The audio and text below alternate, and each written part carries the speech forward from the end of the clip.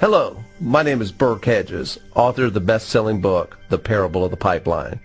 I open my book with a story about Pablo and Bruno, who take two very different paths in their quest for financial independence. What you're about to see is the delightful animated story of their adventure. So, sit back, relax, and enjoy the life-changing lessons in The Parable of the Pipeline.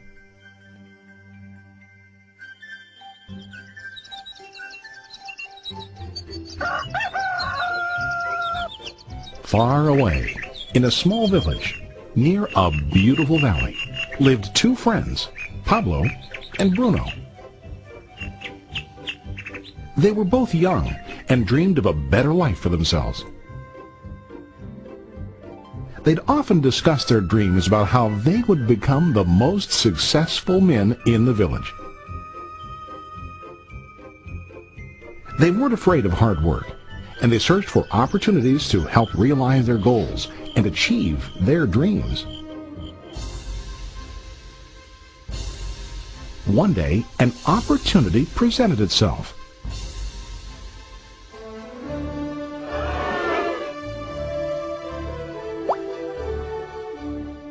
The mayor of the village decided to hire two people to bring water from a spring up on the mountain, across the valley, back down to the village. They were to be paid based on the amount of water delivered to the village. Bruno and Pablo enthusiastically got to work. Every day, from morning till evening, they carried buckets to and from the spring. They worked hard, carrying water to the village. In the evening, they'd return home with their day's wages.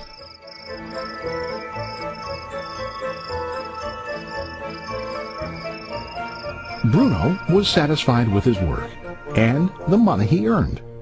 He was sure that with this work he could achieve his dreams. Bruno thought that to increase his wages he could use bigger buckets to bring more water each trip.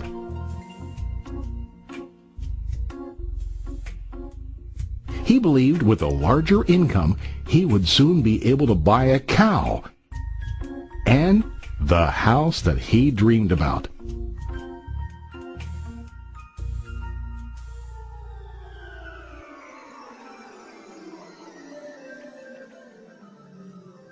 Now Pablo was not satisfied. At the end of the day, his back and hands ached, and he was exhausted. He was looking for an easier way to earn more. One day an idea occurred to Pablo. He imagined building a pipeline to deliver the water from the mountain spring to the village. With this pipeline, he could get more water to the village without carrying buckets back and forth from the spring to the village.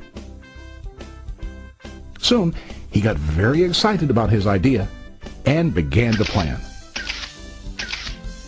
Pablo, of course, shared his idea with his friend Bruno and asked him to join with him to work on and help build the pipeline. Bruno thought the idea was crazy. All Bruno could think about was what his money could buy today and how to get it quicker. He felt that building a pipeline would slow him down and delay him in achieving his goals. Instead, Bruno got bigger buckets and went more often back and forth fetching water. He was sure that with this method he could make more money. Pablo decided to build the pipeline on his own. He understood that it would not be easy to build, and it would take time to complete the pipeline. Pablo knew that it could take several years to finish, but he set his mind on his goal. Every day he worked and carried water like before. But on weekends and during his spare time, he worked hard to dig in the rocky soil and build his pipeline. In the first month, there was little to show for his work.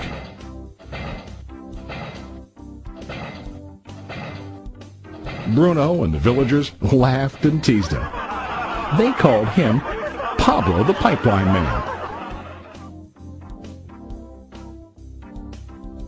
During this time, Bruno's income doubled. He already bought a cow and a bigger house. His lifestyle changed.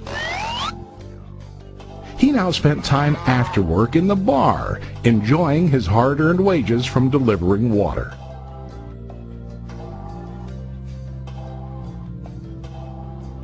What Bruno didn't realize was that his body was starting to stoop from carrying the heavy buckets every day.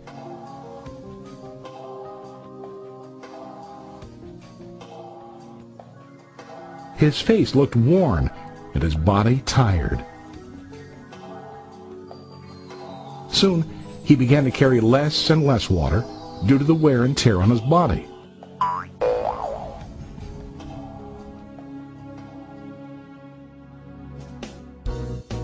Month after month, Pablo worked. Soon a year passed, and then a second year. Finally, Pablo finished his pipeline. He now used his pipeline to deliver water to the village instead of carrying buckets. Pablo was now earning more money than ever before. The water continued flowing to the village, while Pablo wasn't working. While he slept and ate, the water flowed.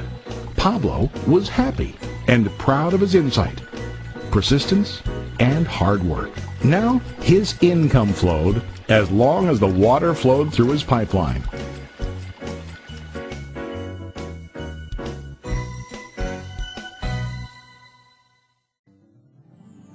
The story of Bruno and Pablo is a reflection of life.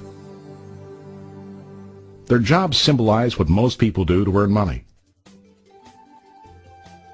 Bruno gets his money using buckets. He goes back and forth, carrying his buckets from the spring to the village in exchange for money. To increase his income, he either has to go more frequently to the spring or to use larger buckets. It's common in real life to increase our income by working harder. For example, working overtime or getting a second job. We also increase the size of our buckets by accepting a higher paying position, which often includes spending more time on the job. Most of us exchange time for money like Bruno. We know that every person has only 24 hours in the day and that it's not possible to use all our time to work. The most difficult time comes when we can no longer exchange time for money due to age, health, or other reasons. Then, our income stops. Now let's review what Pablo did. Very wisely, Pablo did not exchange all of his time for a limited income, but he used some of his time to build a pipeline. He knew that the pipeline would bring ongoing income as long as the water flowed. An ongoing income that multiplied the time he worked each day. Pablo knew that someday, maybe because of age or health, he would no longer be able to exchange his available time for money. Pablo knew that if he could make his idea of a pipeline work, then he only has to do the hard work of building the pipeline. After the pipeline was completed, Pablo was able to monitor and maintain the flow of water to ensure that his income will continue.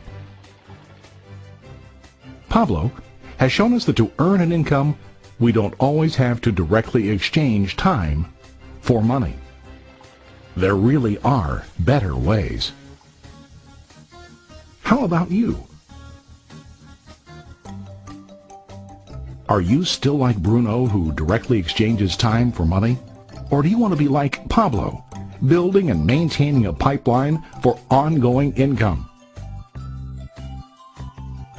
If you are interested in the idea of building your own pipeline, contact the person who lent you this presentation. You can start building your pipeline today.